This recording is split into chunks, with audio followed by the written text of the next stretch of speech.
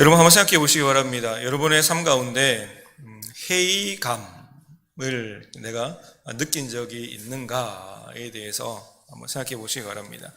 마음에 의심이 들거나 또 마음에 여러 가지 어려운 감정, 의심이 드는 감정이 나에게 생긴 적이 있지는 않는가에 대한 부분들이죠. 그 인생에 있어서 누구나 몇 번은 회의감을 느끼는 순간이 불쑥불쑥 찾아올 때가 있습니다. 상황에 따라서 여러 가지 어떠한 경우에 따라서 다른 부분들로 찾아오기도 하지만 오늘날 많은 성도든 아니면 믿지 않는 사람이든 공통적으로 사회에서 겪는 그런 부분들이 있는데, 첫 번째 살펴보면 직장에서 만족을 느끼지 못할 때 회의감이 든다라고 이야기를 하는 것이죠. 열심히 일을 해도 보람이 없거나 아니면 성취감을 느끼지 못할 때, 특별히 자신의 노력과 성과가 제대로 인정받지 못할 때 회의감을 느낀다라고 이야기합니다. 그리고 두 번째 보면 인간관계의 어려움 때문에 회의감이 들 수 있다라고도 이야기를 합니다. 가까운 사람과의 관계 속에서 소통이 잘 되지 않을 때, 아니면은 표면적인 그러한 얇은 그런 관계가 계속해서 지속될 때 그 사람과 회의감이 찾아오게 되는 것이죠. 그리고 어떤 사람으로부터 내가 이해받지 못한다라고 느껴질 때 우리는 회의감이 찾아온다라는 것입니다. 그리고 신뢰했던 사람이 나에게 실망을 줄 때, 때로는 배신감을 줄 때 회의감이 느끼게 되는 것이죠.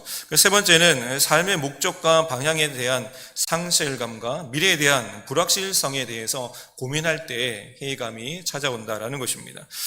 삶에서 추구하던 목적을 잃거나 아니면 더 이상 그 목표가 의미가 없다. 무슨 의미가 있는가? 내가 지금까지 살아오는데 내가 열심히 노력한 의미가 무엇인가에 대한 생각을 가지게 되면 회의감이 찾아온다는 것이죠. 그리고 큰 실패 뒤에 또 회의감이 찾아오고, 또 그 목표를 이루고 난 이후에 공허한 마음 때문에 또 회의감이 찾아오게 된다라는 것, 찾아오는 경우도 있습니다. 그리고 네 번째는 사회적 압박과 비교로 인해서 회의감이 찾아오기도 합니다.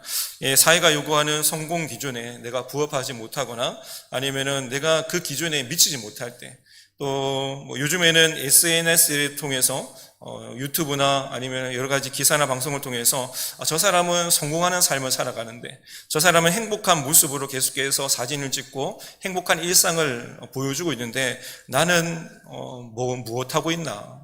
내가 좀 부족한가? 라고 하는 생각이 들 때 회의감이 찾아온다라는 것이죠.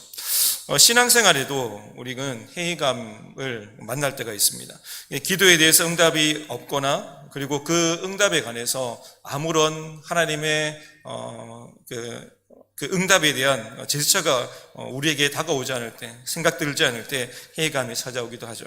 그리고 간절히 내가 기도했지만 상황이 변하지 않을 때, 그리고 내가 원하는 그 기도에 대한 응답을 받지 못할 때 회의감이 찾아옵니다. 하나님께서 나의 기도를 들으시지 않는가? 하나님께서 나의 기도를 받으시지 않는가? 라는 회의감이 들기도 합니다. 그리고 예배, 기도, 말씀, 읽기 등 신앙생활에 있어서 모든 것들이 다 형식적으로 반복될 때, 내가 잘하고 있는가에 대한 부분들, 하나님께서 기뻐하시겠는가에 대한 부분들, 이런 부분들로 인해서 자꾸만 회의감이 들면 이 열정이 사라지게 되는 것이고, 그 열정 대신에 우리의 믿음이 정체되거나 아니면 우리의 신앙이 좀 더 자라는 것이 아니라 계속해서 후퇴하는 경우를 발견하게 되는 것이죠. 그리고 또 찾아보면 어려운 상황 가운데 고난을 당할 때, 아니면 불의한 일이 반복될 때, 하나님의 선하심에 대해서 그 공의에 대한 의문이 생길 때, 세상 사람들이 잘 되는 것, 또 악인이 잘 되는 것에 의문이 생길 때 우리는 회의감이 든다라는 것이죠. 왜 나에게 이런 어려움이 찾아오는가? 하나님은 왜 나에게 이런 어려움이 찾아오도록 그냥 내버려 두시는가? 그리고 이 어려움을 하나님께서 왜 허락하셨는가? 아니면 이 어려움을 하나님께서 왜 금방 가져가지 아니하시는가? 해결해 주시지 않는가에 대한 부분들을 생각할 때 우리는 회의감이 들기도 합니다. 그리고 또 한 가지는 교회 내에서 갈등이 있을 때, 성도들 간의 갈등, 때로는 지도자의 갈등, 그리고 성도나 아니면 지도자를 통해서 실망감을 느낄 때 신앙생활에 있어서 회의감이 찾아오기도 한다라는 것이죠. 신앙생활에서 때로는 내가 믿음으로 살아야 되는데, 말씀을 통해서 내가 믿음으로 살고 하나님을 더 의지하고 하나님을 기쁘시게 되는 삶을 살아야 하는데, 사회에만 나가면 세상과의 그 가치관이 충돌되어서 믿음으로 산다는 것이 정말 잘 사는 길인가? 세상 가운데서 내가 성공하는 길인가? 세상 가운데서 내가 행복한 길인가에 대한 그러한 상충된 그러한 믿음과 세상의 가치관이 서로 충돌할 때 회의감이 들기도 하는 것이죠. 우리의 믿음이 아주 강하거나 아니면 우리가 하나님 앞에서 느껴지는 그 사랑이 충만하거나 아니면 성령의 충만한 그런 삶을 살아갈 때에는 이 회의감이 찾아오지 않지만 어느 순간 하나님과의 관계 아니면은 하나님과의 헌신, 하나님과의 맺었던 그런 깊은 그런 영적인 교제들이 점점점 약화되고 떨어지기 시작하면 회의감이 어느 순간 찾아온다라는 것입니다. 그렇다면 이 회의감을 느끼는다라는 것이 잘못된 것일까요? 라고 하는 생각을 들게 되는 것이죠. 결론적으로 말하면 신앙생활에서 회의감을 느낀다라는 것은 그냥 흔한 일이다라고 여러분 생각하시면 됩니다. 일상에 그냥 우리가 살아가는 모든 인생 가운데서 어려움도 있고 슬픔도 있고 기쁨도 있고 즐거움도 있고 그리고 희로애락이 충만하게 막 여러 가지 곡선을 기르면서 생겨나는 것처럼 회의감도 마찬가지로 우리가 열심히 할 때 좀 부족할 때, 믿음이 떨어질 때, 약해질 때, 우리가 좀 소홀히 할 때 이런 부분에서 느닷없이 찾아오는 것이 그냥 쉽게 또 우리가 만나고 싶지 않지만 그럼에도 불구하고 그 회의감이 그냥 자연스럽게 찾아온다라고 여러분 생각하시면 될 것 같습니다. 그리고 중요한 것은 이러한 회의감의 순간을 피하는 것이 아니라 성경적인 원리와 그런 가치관을 가지고 또 기도함을 통해서 하나님의 인도하심을 받는 것이 더 중요하다라는 사실을 우리가 기억해야 하는 것이죠. 하나님께서 살아계신가? 하나님께서 나의 기도를 들어주시는가? 하나님께서 악인을 그냥 내버려 두시는가? 하나님께서 내가 시험 당하는 것을 왜 그냥 가만히 내버려 두시는가에 대한 부분에서 우리가 바른 성경관을 가지고 또 성경의 원칙과 기도를 통해서 하나님은 이런 분이시고 또 하나님께서 나에게 이러한 시험을 통해서 아니면 시련을 통해서 더 많은 은혜의 축복을 주시기 위해서 지금 잠깐 당하는 고난이구나라는 것을 깨닫기 시작하면 그 모든 회의의 순간을 우리가 빨리 극복할 수 있고 또 신앙에서 영적으로 성장하는 그러한 계기가 되기도 한다라는 것입니다. 여러분 빌립보서 4장 6절 그리고 7절 말씀에 보시면 아무것도 염려하지 말고 다만 모든 일에 기도와 간구로 너희 구할 것을 감사함으로 하나님께 아뢰라. 그리하면 모든 지각에 뛰어난 하나님의 평강이 그리스도 예수 안에서 너희 마음과 생각을 지키시리라 라고 말씀합니다. 이 바울은 빌립보 성도들을 향해서 분명히 선포를 합니다. 고난과 핍박 가운데 있는 성도를 향해서 믿음의 회의라는 놈이 찾아왔을 때 아무것도 염려하지 마십시오라고 지금 선포를 하고 있는 것이죠. 회의의 순간에도 하나님을 의지하며 기도한다면, 하나님을 신뢰하며 믿음을 지키며 나아간다면 주님께서 하나님의 평강으로 채워주셔서 우리의 믿음이 넘어지지 않도록 우리를 지켜주실 것입니다 라고 그렇게 지금 바울은 빌립보 교회 성도들을 향해서 권면을 하고 있는 것이죠.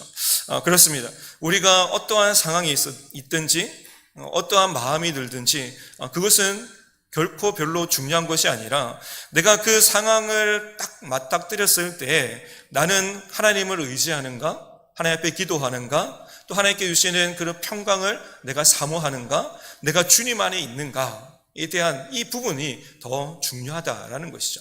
그래서 이 부분들을 우리가 간과하고 그냥 쉽게 여기고 그냥 넘어지기 시작하면 우리의 믿음은 성장하거나 성숙되어져가는 삶이 아니라 날마다 후퇴하고 정체되는 그런 삶을 살아갈 수밖에 없다라는 것입니다.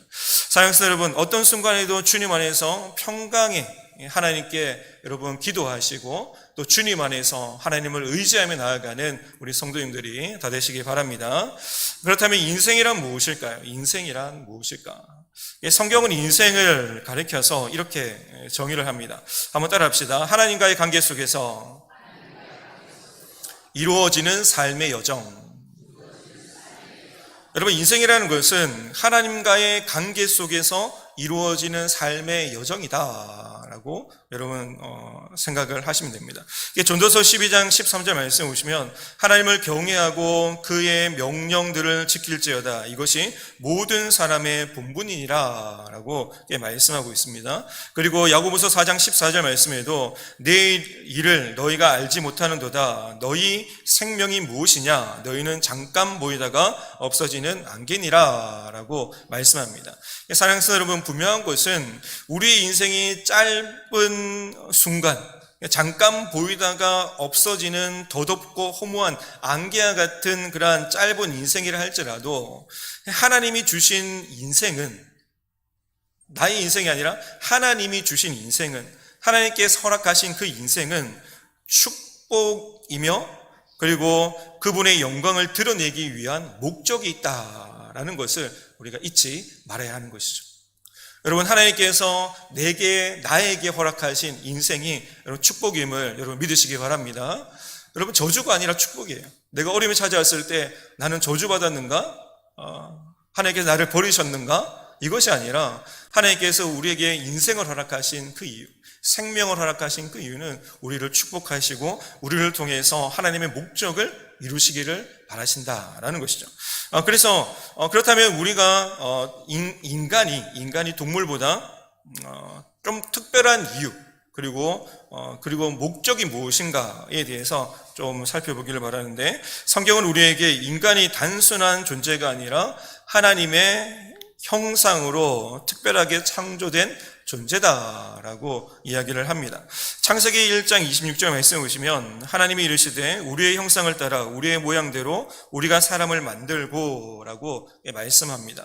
여기서 하나님의 형상이라는 것은 우리 인간이 하나님과 특별한 관계를 맺을 수 있는 도덕적 자의식과 영적 본성을 가진 존재다라는 것을 이야기하고 있는 것입니다. 여러분, 도덕적 자의식이라는 것이 동물과 완전히 다른 부분들인데, 선악을 분별하는 선악을 분별하고 그리고 도덕적인 결정을 내릴 수 있는 능력을 이야기합니다. 여러분, 동물들은 본성을 향해서 생존 본능을 향해서 그리고 먹고 사는 문제에 관해서 그 본능을 가지고 생활한다며, 인간은 동물과 다르게 선한 것이 무엇인지, 악한 것이 무엇인지, 그리고 도덕적인 부분이 무엇인지, 하나님께서 기뻐하시는 것이 무엇인지 그것을 결정 내리는 그런 능력이 우리에게 있다는 것이죠. 누구 때문에요? 하나님의 형상을 닮았기 때문에, 하나님의 형상으로 우리를 지으셨기 때문에 그렇다는 것이죠. 하나님께서 주신 이 능력은 무엇이 옳고 그름에 대한 판단을 할 수 있는 그런 우리의 생각이 주어지는 것이고, 또 이 다음에는 책임감이 주어지고 그 책임감 있게 행동할 수 있도록 하나님께서 우리를 만드셨다라는 것입니다.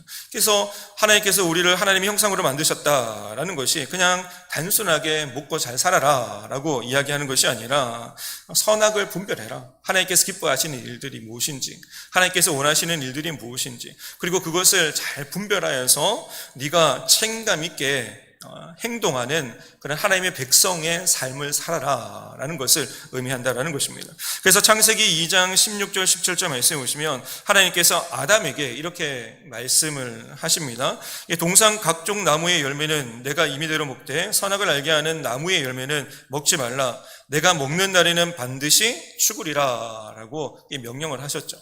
그리고 아담에게 먼저 하나님께서 명령하시고 그 명령을 아마 하와에게도 가르쳐줬고, 하나님께서 이렇게 말씀하셨어. 선악을 알게 하는 그 나무의 열매를 먹지 말라라고 말씀하셨어 라고 계속해서 하나님의 명령에 대해서 순종하면서 지켜야 돼라는 것을 이야기했을 것입니다. 인간은 도덕적인 선택을 할 수 있는 능력을 보이고, 또 이 말씀을 통해서도 아담과 하와에게 명령을 어길 수 있거나 아니면 하나님의 명령을 따를 수 있는 그런 선택적 자유가 있다라는 것을 우리에게 보여주고 있는 것이죠. 그리고 그 책임에 관해서는 반드시 선택한 그 장본인이 책임을 져야 한다라는 것입니다.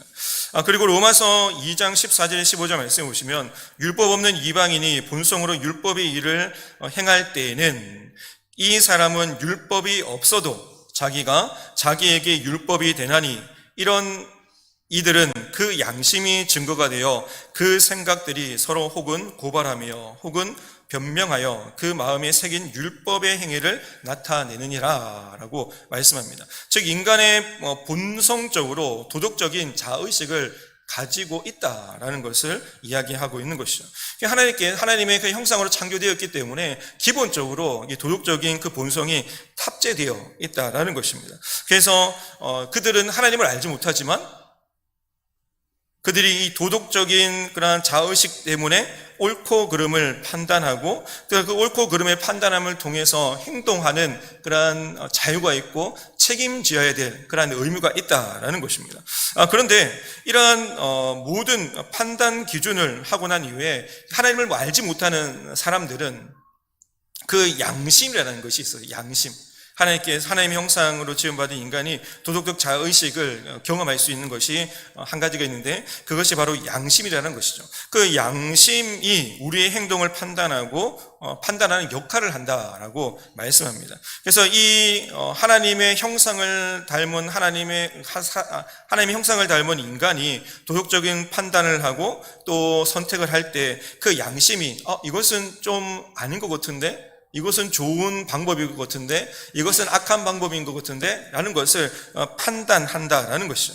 하나님의 형상 안에 그것이 들었기 때문에 하나님을 알지 못하는 사람도 선한 행동을 하거나 악한 행동을 할 때 양심의 가책을 느끼게 되는 것이고, 어떤 사람들은 그리스도인보다 더 선한 사람이 세상 가운데 있는 경우가 이것 때문에 그렇다라는 것입니다. 하나님께로부터 도덕적 판단을 할 수 있는 그런 능력을 부여받았기 때문이라는 것이죠. 그리고 또 한 가지 우리가 또 살펴보면 영적 본성이라는 것이 있는데, 인간이 하나님과 영적인 교제를 통해서 교제를 할 수 있는 능력을 말합니다. 인간은 다른 피조물과는 다르게 하나님과 관계를 맺는 그러한 존재인 것이죠. 동물들은 하나님과의 관계를 맺지 못하지만 하나님 형상으로 창조된 인간만이 하나님과의 관계를 맺고 또 하나님께 예배 드릴 수 있는 그러한 존재가 된 것이고, 또 영적으로 창조된 존재가 바로 영적으로 창조된 존재가 바로 인간뿐이다라는 것을 우리에게 보여주고 있습니다. 그래서 전도서 3장 11절 말씀 보시면 하나님이 모든 것을 지으심에 때를 따라 아름답게 하셨고 또 사람에게는 영혼을 사모하는 마음을 주셨느니라. 그러나 하나님이 하시는 일의 시종을 사람으로 측량할 수 없게 하셨도다라고 말씀합니다. 하나님이 인간에게 영혼을 사모하는 마음을 주셨다라고 분명히 말씀하고 있죠. 신이 있을 거야 라고 하는 그 마음, 하나님의 형상대로 창조된 모든 인간이 하나님과의 관계를 갈망할 수밖에 없도록 만드셨다라는 것이죠. 그리고 하나님을 알지 못하지만 하나님을 찾도록 만들어 놓으셨다라는 것이고, 또 하나님을 예배하도록 하나님께서 만드셨다라는 것입니다. 이것이 바로 인간의 본성인 것이죠. 본성. 그런데 이러한 본성을 가졌음에도 불구하고 인간이 잘못된 판단과 선택을 통해서 하나님이 아닌 하나님의 창조하신 피조 세계 그 어떤 창조물을 사모하고 섬기기 시작할 때 우상이라는 그러한 수많은 것들이 만들어지기 시작하고 또 제약이 우리에게 들어오기 시작했다는 것입니다. 그래서 하나님은 십계명을 통해서 우리에게 분명하게 말씀하고 계시는데, 너는 나 외에 다른 신을 내게 두지 말라. 너를 위하여 새긴 우상을 만들지 말고 또 어떤 피조물의 형상도 만들지 말며 그것들에게 절하지 말며 그것들을 섬기지 말라라고 명령을 하셨습니다. 또한 주님은 요한복음 4장 24절 말씀을 통해서 하나님은 영이시니 예배하는 자가 영과 진리로 예배할지니라 라고 분명하게 말씀하셨죠. 우리가 드리는 그 예배가 그냥 단순하게 육체적인 아니면 종교적인 행위가 아니라 우리가 영적인 존재로 지음받았고 하나님 형상으로 지음받은 존재이기 때문에 영적으로 하나님과 연결되는데 더 깊은 영적 교제가 있는 예배의 자리로 우리가 나아갈 것을 우리에게 권면해 주고 있는 것입니다. 그냥 피상적으로만 오늘 예배 시간이기 때문에 내가 1부 예배 드렸어, 2부 예배 드렸어, 그냥 예배 드렸기 때문에 그 다음 시간은 나의 시간이야 라고 그냥 끝나는 것이 아니라 우리는 예배 시간을 통해서 영적으로 하나님과의 교제가 이루어지고 더 깊은 영적 교제를 통해서 더 넓은 하나님의 은혜의 자리까지 나아가야 한다라는 것을 우리가 알아야 하는 것입니다. 성도 여러분, 하나님은 우리를 생존 본능에 충실한 동물처럼 단순하게 살아라 라고 창조하신 것이 아니라 특별한 목적을 가지고 창조하셨다라는 것을 우리가 말씀을 통해서 좀 이해하기 시작합니다. 그렇다면 우리가 어떤 목적으로 특별하게 만드셨을까라고 했을 때 앞에서의 이야기를 종합해서 다시 한 번 더 이야기를 해보면 한번 따라합시다. 하나님을 예배하기 위해, 하나님과 교제하기 위해, 하나님이 만드신 세상을 돌보고 관리하기 위해, 세상을 돌보고 관리하기 위해 이러한 특별한 목적을 가지고 우리를 창조하시고 만드셨다는 것이죠. 그래서 창세기 2장 15절 말씀에 여호와 하나님이 그 사람을 이끌어 에덴 동산에 두어 그것을 경작하며 지키게 하시고 라고 말씀을 하셨습니다. 그러니까 이는 우리가 단순히 생존을 위해서 창조된 것이 아니라 하나님과의 관계 속에서 그분의 창조하신 세계를 관리하고 돌보는 그 사역의 자리까지 우리를 나아가게 하기 위해서 우리를 만드셨다는 것이죠. 또 다른 영적인 의미는 세상을 가꾸어라, 돌보라 라고 하는 이 또 다른 영적인 의미를 우리가 또 한 가지 살펴보면 하나님을 예배하면서 하나님과 더 깊은 교제의 관계를 통해서 우리의 삶을 영적으로 가꿔 나가는, 우리의 삶을 영적으로 가꿔 나가는 그러한 삶을 살아라라는 것 또한 포함된다라는 것입니다. 우리 또한 하나님과의 관계 속에서 우리가 영적으로 가꿔져야 되는 것이고 세상도 우리가 섬김을 통해서 또 하나님의 그러한 사랑을 통해서 가꿔져 나가야 한다라는 것을 두 가지 의미를 가지고 있는 것이죠. 그래서 예배란 무엇일까라고 했을 때 하나님을 예배하는 것은 아까 전에 말씀드린 것처럼 단순히 형식적인 것이 아니라 우리의 마음과 그리고 영혼을 다하여서 하나님을 경외함으로 드리는 행위가 바로 예배다라고 정의를 할 수가 있는 것입니다. 여러분 신명기 6장 5절 말씀에 너는 마음을 다하고 뜻을 다하고 힘을 다하여 내 하나님 여호와를 사랑하라 라고 말씀하셨죠. 그러므로 예배는 우리가 하나님을 창조주로 그리고 인도자로 인정하면서 그분께 우리의 모든 것을 드리는 시간, 우리의 모든 것을 드리는 시간. 물질뿐만 아니라 우리의 시간까지, 우리의 삶까지, 우리의 생각까지, 우리의 감정까지 그 모든 것을 하나님 앞에 드리는 시간. 그 시간이 바로 예배의 시간이다라고 말을 할 수가 있는 것입니다. 그리고 예배는 우리가 하나님께 그 모든 것을 드림과 동시에 우리의 삶 속에서 하나님의 뜻을 따르며 순종하는 것 또한 포함하고 있다라는 것을 우리가 유념해야 하는 것이죠. 그냥 예배를 드리고 말씀을 듣고 하나님과 깊은 교제를 가지고 내가 이런 은혜를 받았어 라고 끝나는 것이 아니라 삶 속에서 받았던 그 은혜와 받았던 말씀을 가지고 순종하며 나아가는 자리까지 나아가야 한다라는 것입니다. 그래서 예배는 우리의 영혼이 하나님과 연결되는 통로이고 그리고 그분의 사랑과 은혜를 깊이 체험할 수 있는 통로이고 또 그분의 성품을 닮아가도록 만들어가는 통로다라는 것을 이야기할 수가 있는 것이죠. 하나님과 교제함이라는 것이 바로 이런 것입니다. 하나님과의 친밀한 관계를 맺고 유지하는 것을 의미하는데 우리가 성경을 통해서 읽고 듣고 또 말씀을 통해서 기도함을 통해서 하나님과 영적인 교제를 가질 수가 있는 것이죠. 그런데 우리가 하나님과의 뜻을 더 이해하고 더 발견하고 더 하나님의 뜻을 알아가기 위해서는 우리가 더 깊은 영적인 교제의 관계까지 나가야 한다는 것입니다. 그냥 하나님과의 관계가 그냥 피상적인데 하나님께서 더 큰 은혜를 내게 주시옵소서, 더 큰 깨달음을 내게 주시옵소서라고 얘기할 수 없다라는 것이죠. 우리가 하나님과의 더 깊은 교제의 관계로 들어갈 때 그러한 더 깊은 영적인 세계가 열리게 된다라는 것입니다. 그리고 그 더 깊은 하나님의 뜻을 이해하기 시작하고 또 그분의 음성에 귀를 기울이며 그분의 인도하심을 따라가는 성도로서의 삶을 우리가 온전히 살아갈 수가 있는 것이죠. 하나님과의 교제가 먼저 이루어져야 한다는 것입니다. 그리고 교제라는 것은 우리가 잘 알고 있듯이 일방적인 것이 아니라 상호 관계적이라는 것입니다.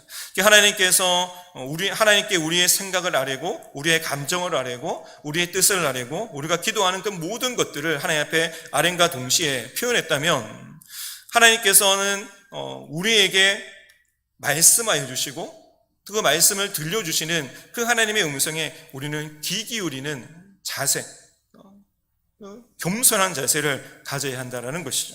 그래서 우리가 기도할 때는 우리가 하나님 앞에 쏟아냈지만 들을 때도 있어야 한다라는 것입니다. 이것이 바로 교제, 영적인 교제. 그래서 이 교제를 통해서 우리는 우리의 영혼이 새롭게 되는 것이고 영적으로 성숙되어져 가는 그런 삶을 살아갈 수가 있습니다. 여러분, 영적으로 가꾼다라는 의미 또한 마찬가지인 것이죠. 하나님과의 교제를 통해서 우리의 내면이 점점 하나님의 성품을 닮아가는 것이죠. 하나님의 사랑의 성품, 이 성령의 9가지 열매를 통해서 사랑, 희락, 화평, 오래 참음, 자비, 양선, 중성, 온유, 절제, 이 열매들을 우리가 하나하나씩 하나님의 성품을 닮아가고 배워감을 통해서 이 하나님과의 영적인 교제가 지속적으로 이루어질 수 있도록 만들고 또 이러한 사랑의 열매, 그 성령의 9가지 열매가 맺혀짐을 통해서 우리는 세상 가운데에서 빛과 소금의 역할을 감당할 수 있는 그러한 성도로서 우리가 살아갈 수가 있는 것입니다. 그래서 하나님과의 영적인 교제가 바르게 이루어지지 않으면 이러한 능력 또한 약화될 수밖에 없고 또 세상 가운데에서 빛을 내는 것도 소금의 역할을 감당하는 것도 할 수가 없다라는 것을 우리가 알아야 하는 것이죠. 그래서 내가 세상 가운데에서 좀 연약한가? 부족한가? 내가 믿음으로 잘 살고 있는가에 대한 부분들이 회의가 들고 의심이 좀 든다면 한마디로 다시 말해서 내가 하나님과 영적인 깊은 교제를 나누고 있는가에 대한 부분들도 우리가 다시 한번 생각하면서 그 관계부터 우리가 풀어나가야 한다는 것입니다. 성도 여러분, 영적으로 가꾸는 과정은 단순간에 쉽게 이루어지거나 끝나는 것이 아니라 평생 동안 우리가 이 땅에서 살아가는 평생 동안 성화의 과정을 단계적으로 걷고 통과해야지 그것이 이루어진다라는 것을 우리가 알아야 하는 것이죠. 그래서 매일의 삶 가운데서 하나님과의 깊은 교제를 통해서 끊임없이 우리가 말씀을 배우고 또 성장하고 우리의 삶의 중심을 내 중심이 아니라 세상 가운데 있다 할지라도 내 삶의 중심을 하나님 앞에 두고 살아갈 수 있는 성도님들이 다 되시기 바랍니다. 여러분, 우리가 하나님과의 깊은 교제 관계 속에서 들어가지 못하는 이유가 바로 여기에 있는 것입니다. 내 삶의 중심을 세상 가운데 자꾸 두기 때문이죠. 세상의 가치관에 자꾸 두기 때문입니다. 세상의 방법, 그 어떤 것에 자꾸 두기 때문에 하나님과 영적 관계가 더욱더 깊어지지 않는 경우를 우리가 발견할 수가 있는데, 우리가 오늘 이 시간부터 나의 삶의 중심을 하나님 앞에 둠을 통해서 하나님과 영적인 관계가 지금보다 더 깊어져서 하나님을 더 사랑할 수 있는 우리 성도님들이 다 되시기 바랍니다. 여러분, 우리 모두가 하나님과의 그러한 예배를 통해서 하나님과의 깊은 관계를 통해서 그분이 창조하신 세계를 돌봄을 관리하는 사명을 살아가고 또 순종하는 삶을 통해서 하나님께서 우리를 또한 우리의 영혼, 우리의 삶, 우리의 가정, 우리 교회도 아름답게 가꾸어 가신다라는 것을 우리가 또 알아가고 또 이러한 삶에 우리가 해야 될 영적인 교제와 또 영적인 그러한 삶의 예배들을 온전히 드림을 통해서 하나님께서는 우리가 머물고 있는 회사도 마찬가지고 학교도 마찬가지고 이웃도 마찬가지고 우리가 머물고 있는 모든 곳에서도 하나님의 영광을 나타내고 드러낼 수 있도록 우리를 더 많이 사용하시고 우리를 들어 세우신다라는 것으로 우리가 여러분 기억하시면서 모든 일에 하나님의 영광을 향해서 여러분, 하나님과 깊은 교제 관계 속에서 하나님을 기쁘시게 되며 나아가는 우리 성도님들이 다 되시기 바랍니다. 여러분, 처음에 제가 회의를 든 적이 있습니까? 라고 질문을 드렸습니다. 하나님께서는 오늘 말씀을 통해서 우리를 향해서 단순하게 살지 말라라고 말씀하고 있고, 또 단순하게 세상이 흘러가는 대로, 세상이 요구하는 대로 살아가지 말라라고 우리에게 요구하시는 것이죠. 여러분, 미가서 6장 8절 말씀에 보시면 아주 명확한 세 가지 지침을 우리에게, 성도들에게 제시하고 있는데, 미가서 6장 8절 말씀에 사람아, 주께서 선한 것이 무엇임을 내게 보이셨나니 여호와께서 내게 구하는 것은 오직 정의를 행하며 인자를 사랑하며 겸손하게 내 하나님과 함께 행하는 것이 아니냐라고 말씀합니다. 하나님의 정의를 세상 가운데서 실천하는 삶을 우리가 먼저 살아가야 하는 것이죠. 무엇입니까? 공평하게, 공정하게, 그리고 연약한 자와 억압당하는 자가 있으면 그들을 보호하고 대변해 줄 수 있는, 하나님의 정의를 실현할 수 있는 그런 삶을 내가 살아가야 하는 것이고, 인자를 사랑하라라고 이야기하고 있는데, 이것은 하나님의 사랑을 가지고, 하나님의 자비하심, 하나님의 사랑의 성품을 가지고 이웃을 사랑하는 것, 이웃에게 친절을 베푸는 것을 의미하는 것이죠. 그래서 우리가 정직하게 살아야 하는 것이고, 또 한 가지는 이웃을 하나님의 사랑으로 사랑해야 하는 그러한 일들을 나타내 보여야 하는 것이라는 것입니다. 또 세 번째는 하나님과 동행하며 겸손하게 하나님의 뜻을 이루어 나가는 그러한 삶을 살아가라라고 말씀을 하고 있는 것입니다. 여러분, 이 모든 것들이 우리가 정직하게 살아야 되는 것, 하나님의 공의를 통해서 정직하게 살아야 되는 것, 이웃을 하나님의 사랑으로 이웃을 사랑해야 되는 것, 그리고 우리가 겸손하게 내 뜻이 아닌 하나님의 뜻을 이루어가며 살아가야 될 그 목적, 그것은 분명한 목적이 있는데, 마지막으로 마태복음 28장 18절에서 20절 말씀만 같이 한번 읽어보도록 하겠습니다. 자, 시작. 그러므로 너희는 가서 모든 민족을 제자로 삼아 아버지와 아들과 성령의 이름으로 세례를 베풀고 내가 너에게 분부한 모든 것을 가르쳐 지키게 하라. 볼지어다 내가 세상 끝날까지 너희와 항상 함께 있으리라 하시니라. 아멘. 최종적인 목적, 하나님의 공의를 행하고 정의를 행하고 하나님의 사랑으로 이웃을 사랑하고 또 하나님과 동행함을 통해, 하나님과 영적인 깊은 관계, 교제 속에서 하나님과 동행함을 통해 우리가 순종함을 통해 하나님의 뜻을 이루어 나가는 최종적인 목적은 바로 세상 가운데에서 복음을 증거하는 일이다라는 것이죠. 여러분, 복음을 증거하는 일, 하나님과 깊은 교제를 나누는 일, 그리고 하나님의 뜻을 발견하고 내 자신을 내놓고 겸손하게 하나님의 뜻을 이루어 나가는 그 일은 결코 쉬운 일이 아니다라는 것을 우리는 너무도 잘 알고 있습니다. 그때그때일수록 우리는 회의감이 들기도 시작하고 때로는 의심이 들기도 시작하고 불안한 마음이 들기도 할 것입니다. 하지만 주님께서 우리에게 그 모든 걱정과 근심, 회의감, 그리고 불안한 마음들을 완전히 다 없앨 수 있는 그런 분명한 약속의 말씀을 우리에게 주셨는데, 그 말씀이 바로 20절 말씀입니다. 내가 너에게 분부한 모든 것을 가르쳐 지키게 하라. 볼지어다 내가 세상 끝날까지 너희와 항상 함께 있으리라. 여러분, 우리가 주 일들을 감당하면서 넘어지기도 하고 쓰러지기도 하고 힘든 일을 당하기도 하고 의심이 들기도 하고 불안한 마음이 들기도 할 때, 하나님과의 그러한 영적인 교제가 잠깐 좀 소홀해지기도 하고 그 영적인 깊은 교제로 들어가지 못할 때, 그때에도 하나님께서는, 우리 주님께서는 내가 세상 끝날까지 너희와 항상 함께 있으리라, 그리고 우리에게 복음을 증거하는 사명을 감당해라 라고 약속하시고 말씀하셨다는 것입니다. 사랑하는 여러분, 이 약속의 말씀을 다시 한번 믿고 붙들어서 우리가 다시 믿음의 용기를 내어서 다시 일어나서 하나님의 영광을 향해서 달려가시고, 또 하나님께서 나를 특별하게 하나님의 형상으로 만드셨지, 하나님이 나를 향한 특별한 목적이 계시지, 그것이 바로 복음인데, 그 복음의 삶을 살아가기 위해서 하나님께서 항상 세상 끝날까지 항상 나와 함께 하신다고 약속하셨지. 하나님 그 약속의 말씀 내가 붙들고 살아갑니다. 그 약속의 말씀 붙들고 내가 주님만을 바라보겠습니다 라고 결단하며 나아가는 우리 성도님들이 다 되시기 바랍니다.